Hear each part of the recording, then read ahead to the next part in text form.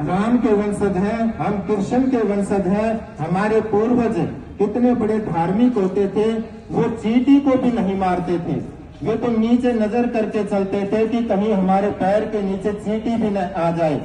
तो मैं ये निवेदन करना चाहता हूँ, ये जो पाप कर्म है जीव हत्या का, इसको छोड़ते जाएं और जो हम वास्तव में सनातनी थे उस सनातन धर्म को अपनाते जाएं।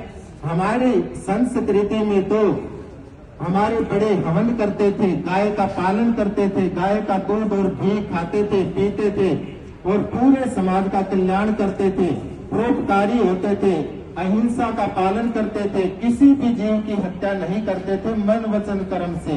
यहाँ तक मन में भी नहीं सोचते थे कि हम किसी जीव की हत्या करें। तो ये जब तक हम अपने हिंदू समाज, अपने भाई इस एक रास्ते पे नहीं आएंगे, सनातन धर्म को नहीं अपनाएंगे, जब तक हम देश का उद्धार नहीं कर सकते।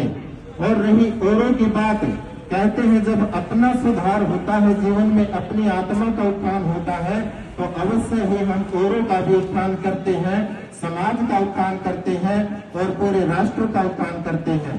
तो मैं बार बार निवेदन करता हूँ, ये जो बहुत ही गलत चीजें समाज में चल गई हैं, इनको अवश्य ही हमने ये जीवन इसलिए इस त्याग और तपस्या की भक्ति में जलाया है कि हम अपने राष्ट्र को पुनः फिर से सनातन धर्म की उसी चीजों में बांधेंगे जो कभी हमारी होती थी।